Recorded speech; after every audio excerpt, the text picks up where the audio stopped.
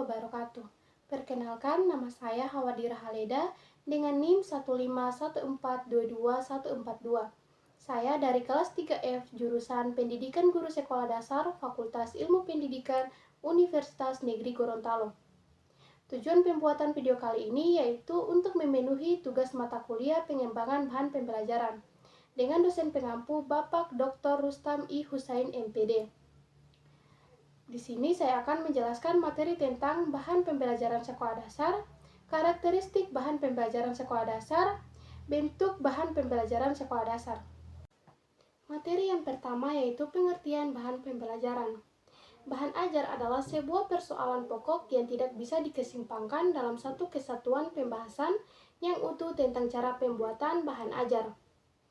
Bahan ajar adalah seperangkat sarana atau alat pembelajaran yang berisikan materi, pembelajaran, metode, batas-batasan, dan cara mengevaluasi yang didesain secara sistematis dan menarik dalam rangka mencapai tujuan yang diharapkan, yaitu mencapai kompetensi atau subkompetensi dengan segala kompleksitasnya. Bahan ajar memiliki beragam jenis, ada yang cetak maupun non-cetak. Bahan ajar yang cetak sering dijumpai antara lain berupa handout, buku, modul, brosur, flowchart, dan lembar kerja siswa. Yang pertama, handout. Handout adalah bahan tertulis yang disiapkan untuk memperkaya pengetahuan peserta didik. Guru dapat membuat handout dari beberapa literatur yang memiliki relevansi dengan kompetensi dasar yang akan dicapai oleh siswa. Saat ini, handout dapat diperoleh melalui download internet atau menyadur dari berbagai buku dan sumber lainnya. Yang kedua, buku. Buku sebagai bahan ajar merupakan buku yang berisi ilmu pengetahuan, hasil analisis terhadap kurikulum dalam bentuk tertulis. Buku disusun dengan menggunakan bahasa sederhana, menarik, dilengkapi gambar, keterangan, isi buku, dan daftar pustaka. Buku sangat membantu guru dan siswa dalam mendalami ilmu pengetahuan sesuai dengan mata pelajarannya masing-masing.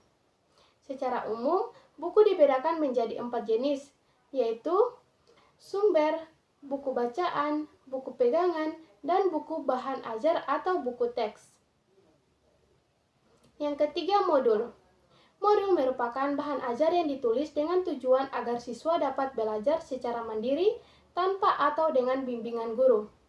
Oleh karena itu, modul harus berisi tentang petunjuk, belajar, kompetensi yang akan dicapai, isi materi pelajaran, dan informasi. Yang keempat, brosur.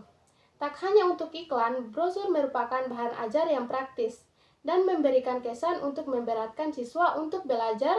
Biasanya dengan desain yang bagus, brosur akan lebih menarik perhatian dan inspirasi yang sulit dilupakan.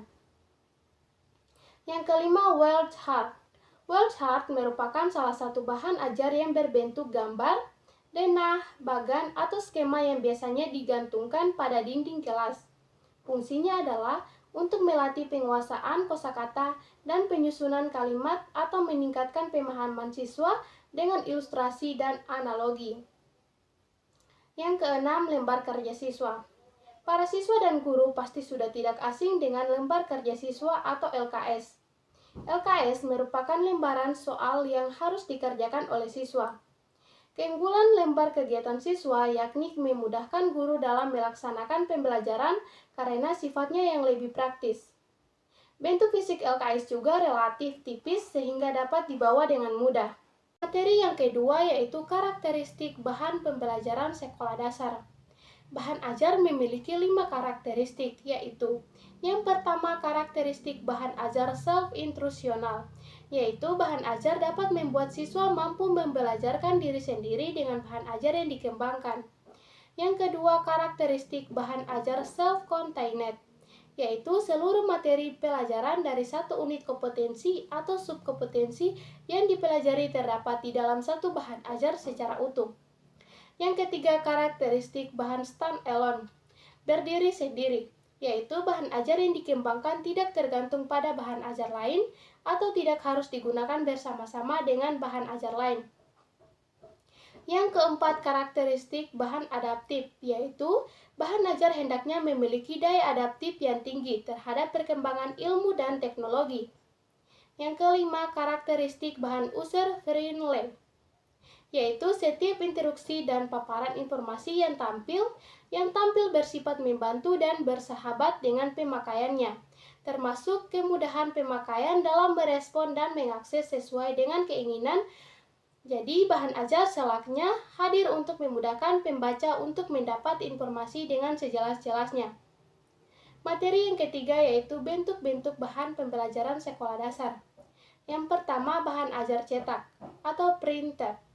Antara lain yaitu handout, buku, model, word chart atau grafik, dan foto atau gambar. Yang kedua, bahan ajar dengan audio, yaitu radio dengan kaset atau piringan hitam. Yang ketiga, bahan ajar pandangan dengan audio visual, yaitu video, film, dan orang atau narasumber. Nah, itulah pemaparan materi dari saya. Sekian dan terima kasih. Wassalamualaikum warahmatullahi wabarakatuh.